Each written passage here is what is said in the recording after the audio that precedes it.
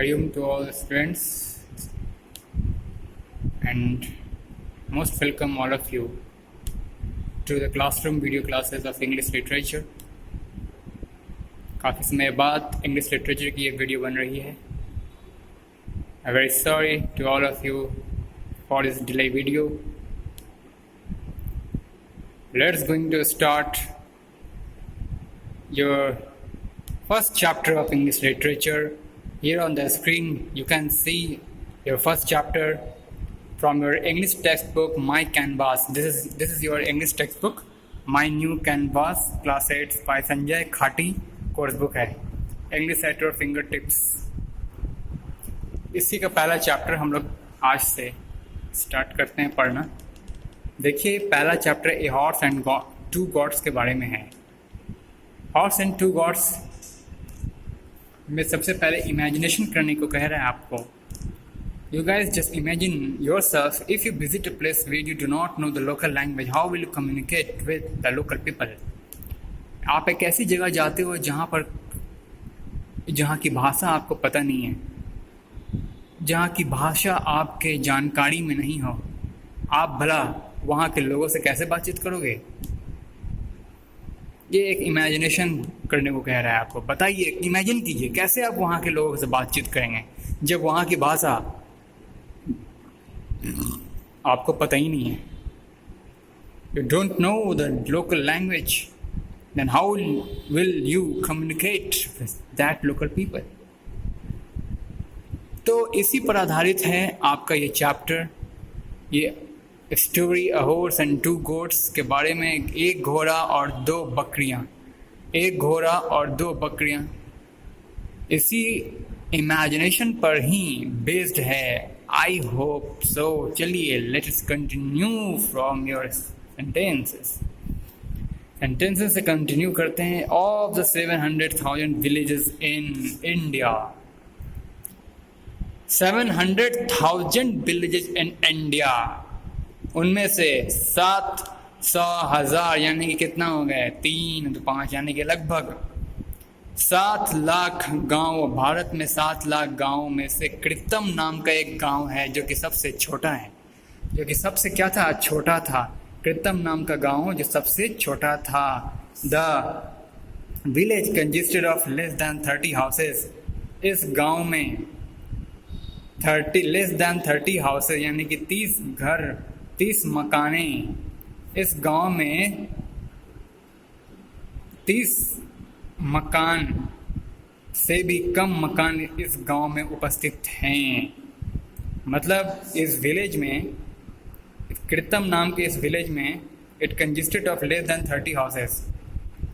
ठीक है, 30 हाउसेस यानी कि 30 मकान से भी कम मकान इस गांव में मौजूद थे.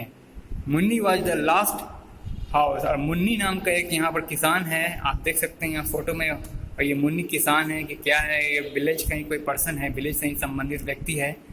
ये मेरे ख्याल से उसकी पत्नी है. ये मुन्नी है, मुन्नी की वाइफ है. अच्छा, तो मुन्नी का हाउस उनमें से एक था. Munni was the last house. Munni का हाउस उनमें से आखिरी हाउस था. Munni was the last house in the 4th street. उस चौथे गली में, उस गांव के चौथे गली में मुन्नी का घर आखिरी घर था. आप समझ गए. उस गांव में 30 मकान, लेस देन 30 हाउस, मतलब 30 से भी कम मकानें उस गांव में मौजूद थी, स्थित थी. और जिसकी आखिरी गली में मुन्नी का, मतलब जिसके चौथे गली में एक आखिरी मकान था, वो किसका था. आप समझ गए. उस विलेज, जिस विलेज की बात हो रही है जहां पर कितना है 30 से भी कम मकानें मौजूद थी. उसी गांव में चौथे स्ट्रीट पर आखिरी मकान जिस व्यक्ति का था वो कौन था, मुन्नी. यानी मुन्नी का जो मकान था वो आखिरी मकान था चौथे स्ट्रीट में, चौथे गली में, गांव के चौथे गली में. Beyond which stretch the field. और उसके आगे केवल खेती ही खेती फैली हुई थी. यानी कि मुन्नी के मकान के आगे केवल पूरा खेती फैला हुआ था.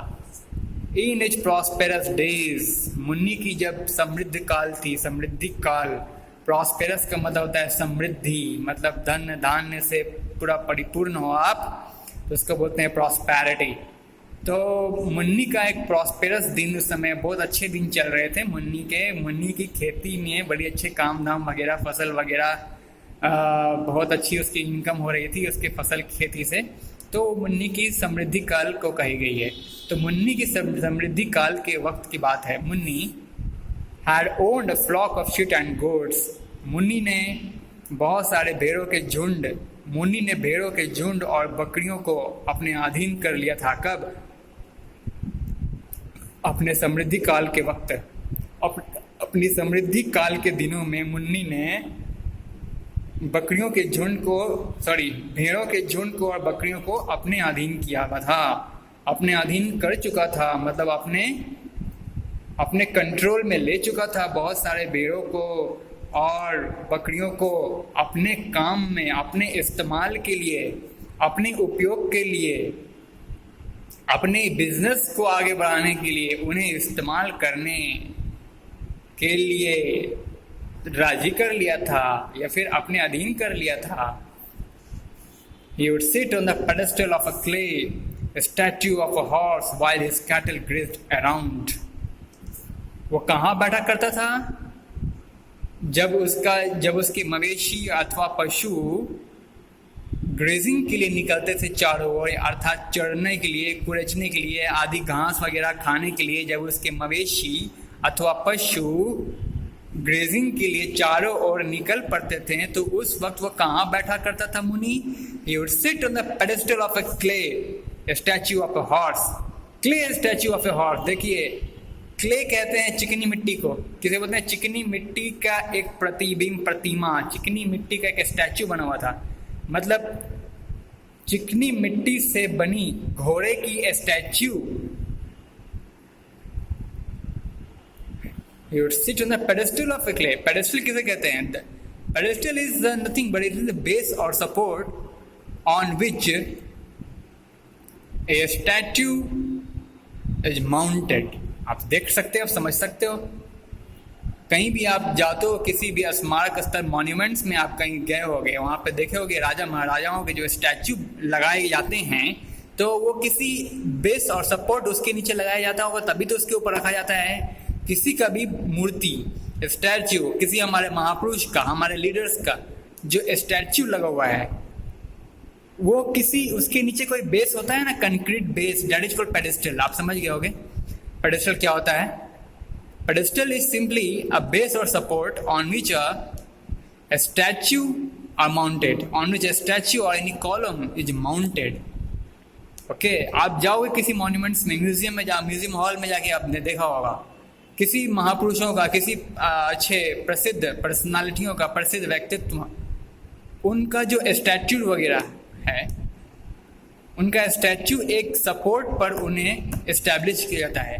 किसी एक बेस, कंक्रीट का एक सपोर्ट होता है जिसके ऊपर उनके स्टैचू को सरमाउंटेड किया जाता है, वो इसी को पेडेस्टल कहते हैं। तो उसी पेडेस्टल पर कौन बैठता था? मुन्नी बैठता था। कब? जब उसके मवेशी अथवा पशु लोग चरने के लिए बगीचों में या फिर खेतियों में टहला करते थे, उस वक्त आराम से पेडेस्टल पर बैठा करता था ये मुनि। और पेडेस्टल किसका था ये भी जान लीजिए, मतलब पेडेस्टल किसका था? He would sit on the pedestal of a, किसका pedestal? Of a clay statue of a horse, मतलब घोड़े की, चिकनी मिट्टी से बनी हुई घोड़े की स्टैचू, चिकनी मिट्टी से बनी घोड़े की स्टैचू का जो पेडेस्टल था, उसके ऊपर बैठने का काम करता था, बैठता था कौन? Muni. While his cattle graze around, जब उसके पशु ग्रेजिंग करने के लिए खेत वगैरह में, मैदानों में टहलते थे। His fortunes had declined gradually. अब देखिए, अब कह रहा है, अब मुनि का दुर्भाग्य का दिन चालू होने वाला है। His fortunes had declined gradually unnoticed, बिना किसी को खबर हुए उसका भाग्य दुर्भाग्य में बदल चुका था। मतलब उसके भाग्य की अधोगति होने लगी, उसका भाग्य पतन की ओर, उसका बढ़िया जो भाग्य था वो अब पतन की ओर बढ़ने लगा धीरे धीरे। ये बिना किसी को खबर, मतलब ये इस बात की खबर किसी को पड़ी नहीं, अननोटिस, मतलब किसी को खबर नहीं पड़ी, और मुन्नी का भाग्य दुर्भाग्य की ओर जाने लगा। From a flock of 40, a stock had now come down to 2 goats. 40 के झुंड थे पहले उसके पास, 40 बकरियों के झुंड, लेकिन अब उसका स्टॉक घट करके मात्र 2 बकरियों का रह गया। The 2 goats were tethered to the trunk of a drumstick tree which grew in front of his hut and from which occasionally Munni would shake down drumsticks. आप देखो ड्रम स्टिक ट्री क्या होता है, आपने सहजन का नाम सुना होगा, सहजन आप खाते भी हो, उसके वृक्ष, उस सहजन के पेड़ की यहाँ पे बात हो रही है, ड्रम स्टिक उसे कहते हैं। सहजन का गांठ, जैसे कि आप उसे, हम लोग अपने भाषा में इसे क्या कहते हैं, क्या तो कहते हैं हम लोग भी उसे अपने लैंग्वेज में सूट कहते हैं, शायद सूटी भी कहते हैं, और क्या कहते हैं, मुंगर, हाँ मुनगा। ड्रम स्टिक को हम लोग मुनगा की सब्जी बनाते हैं, और सूटी की सब्जी मुनगा भी कहते हैं, और सहजन भी कह सकते हैं। उसी के गांच के नीचे वाले रूट्स में, भाग में अपने 2 बकरियों को वो बांध कर रखता था, वो बांध दिया करता था कि वो मूवमेंट इधर उधर ना भाग जाए, इसलिए बांध कर फिक्स करके रखता था। टेलर मतलब कि किसी चेन या फिर रस्सी के सपोर्ट से, रस्सी के हेल्प से, रस्सी का सहायता लेकर के किसी जानवर को किसी खंबे के अगेंस्ट बांध कर फिक्स कर रखना, ताकि वो मूव ना कर सके इधर उधर। तो the 2 goats were tethered to the trunk of a drumstick tree which grew in front of his hut and from which occasionally Munli would shake down drumstick.